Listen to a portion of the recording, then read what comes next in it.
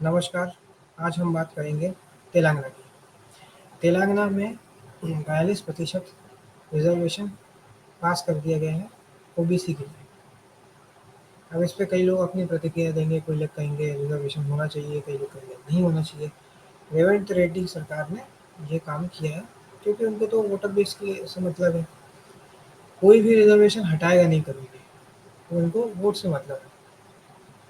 अब लोग कह रहे हैं कि भाई हम हमारी संख्या ज़्यादा होती तो हमें भी रिज़र्वेशन मिल जाता, आपको रिज़र्वेशन मिल जाता नौकरियों में। तो सरकारी नौकरी होती कितनी है बताइए? 0.01% का सक्सेस रेट है। तो जो आप जिसका नहीं होगा वो कोचिंग खोलेगा, वो प्रॉफिट ही प्रॉफिट कमाएगा। अब आप 50% कैप होता है, 50% से ऊपर कैसे दे दिया, ये कैसे कर दिया, हमें तो कुछ मिल नहीं रहा है। इसके चक्कर में पड़ने के बजाय इसके बीच में से ऑप्शंस ढूंढिए। यूट्यूब पे अपनी पर्सनल ब्रांडिंग करिए और फिर ऑनलाइन कोर्सेज बेचिए, क्योंकि 20,000 करोड़ की कोचिंग इंडस्ट्री है यूपीएससी की, और एक साल में जो सिलेक्ट होते हैं उन्हें उनकी सैलरी पे सिर्फ 12 करोड़ खर्चा होते हैं। तो आपको तय करना है आपको कौन सी इंडस्ट्री में उतरना है।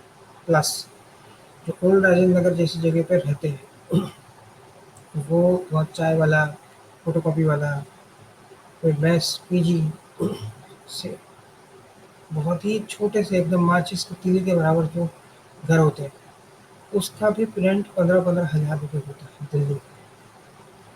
आप समझ सकते हैं कि आपको कहाँ जाना है। 2 साल 3 साल आप ट्राई करिए, और यदि आपका नहीं होता है तो ये करिए या कुछ और कर दीजिए।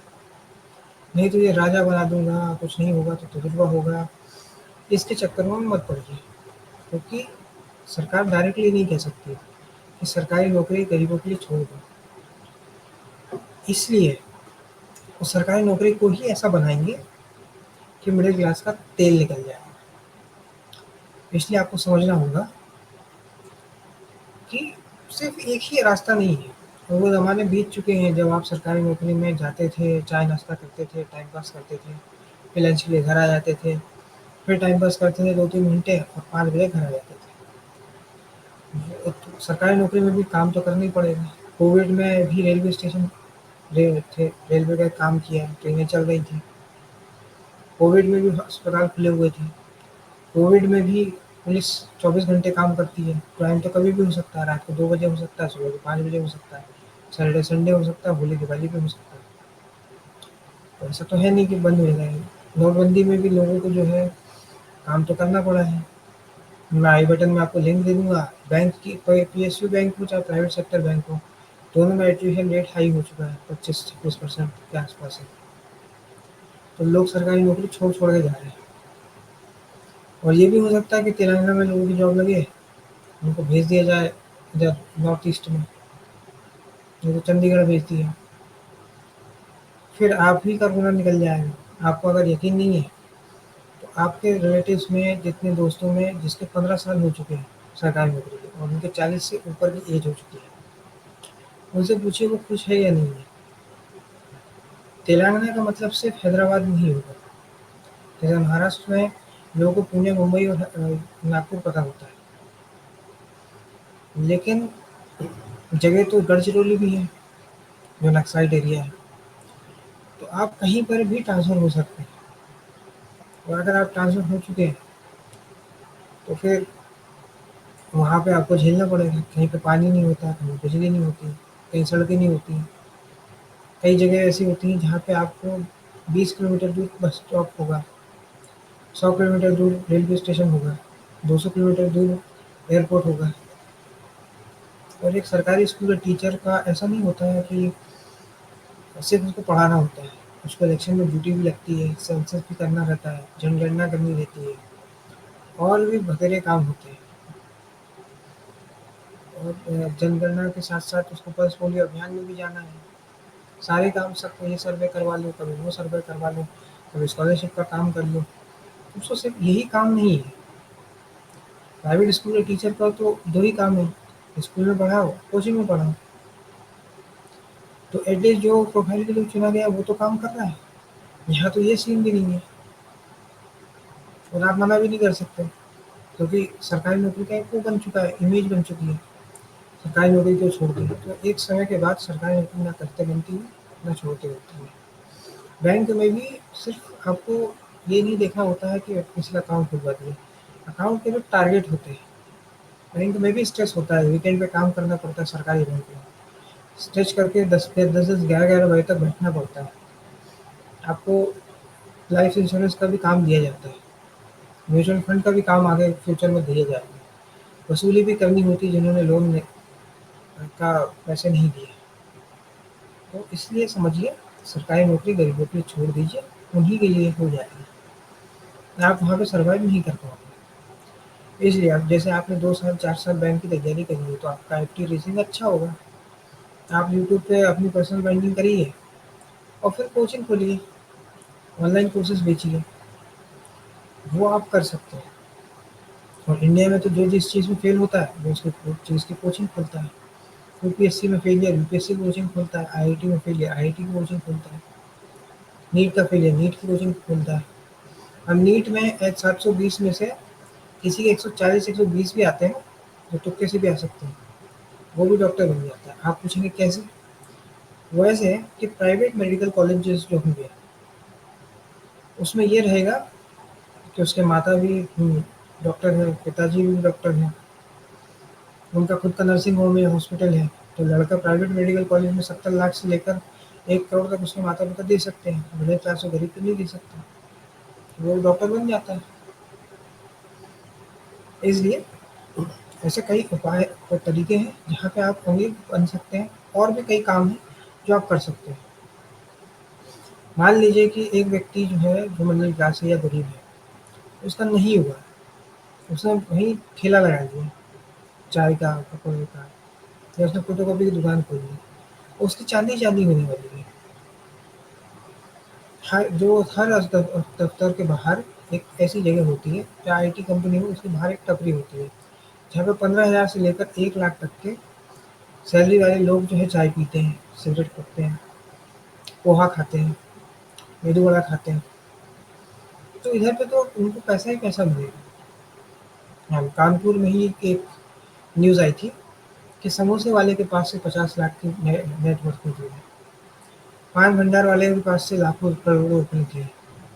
तो आप समझ सकते हैं कि हैदराबाद में कितना पोटेंशियल होगा, एक ठेला वाला कितना कमाता होगा अगर उसकी दुकान एस्टेब्लिश हो जाए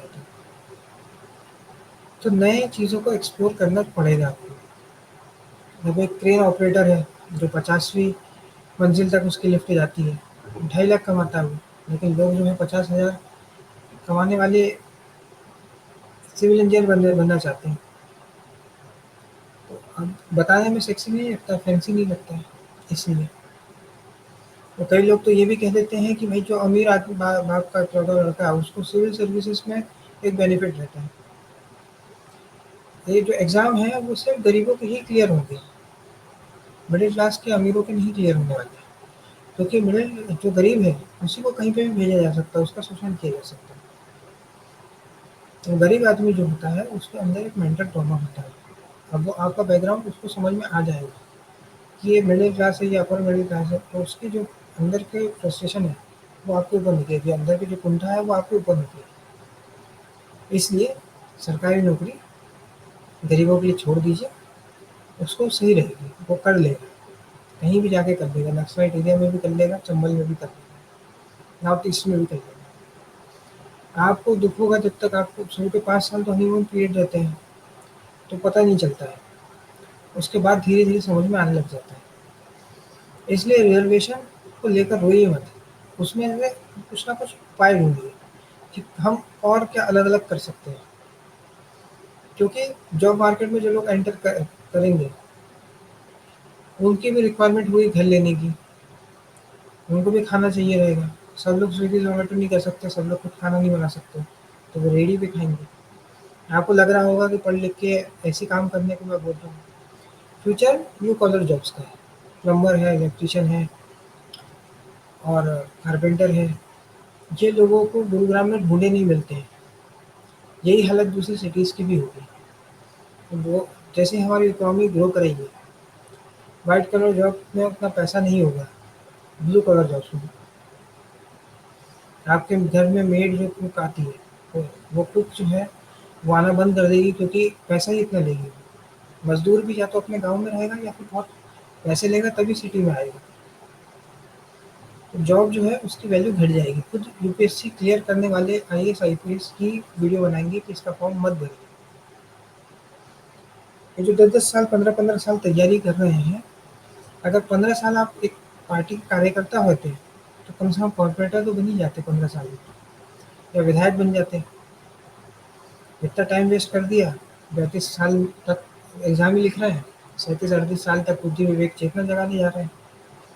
ये 15 साल में तो आप क्या से क्या नहीं कर सकते। इसलिए सोचिए, समझिए, भविष्य में व्हाइट कलर जॉब की कोई वैल्यू नहीं बचेगी, ब्लू कलर जॉब्स की वैल्यू होगी। इसलिए चीज़ों को एक्सप्लोर करिए, नई-नई चीज़ें करिए, उससे आप सक्सेसफुल हो सकते हैं। यदि आपने ये सोचा कि सबको सरकारी नौकरी ही लगेगी, तो नहीं लगने वाली, सबको प्राइवेट जॉब नहीं लग सकती, और उसमें भी आपको सरकारी चाहिए जिसका सक्सेस रेट ही 0.01% का है।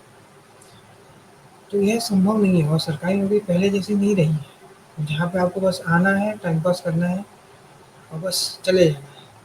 काम आपको करना ही पड़ता है सरकारी नौकरी में भी। इसलिए समझिए, सीखिए, उसके बाद सोच समझ के निर्णय लीजिए। कोई प्रोटेस्ट करने से, फ्रस्ट्रेटेड होने से कोई उपाय नहीं होने वाला है। आपको समझना होगा कि इस रिज़र्वेशन के बीच में आपके पास क्या ऑप्शंस हैं।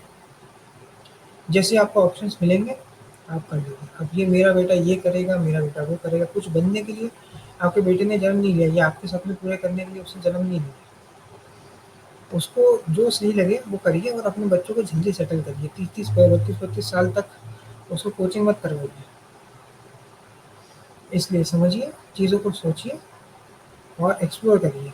आप में पोटेंशियल है, ऐसा नहीं है कि आप कुछ में कमी है। आज के इस वीडियो में इतना ही। अगर ये वीडियो आपको पसंद आए तो वीडियो को लाइक करें, शेयर करें और चैनल को सब्सक्राइब करें। धन्यवाद।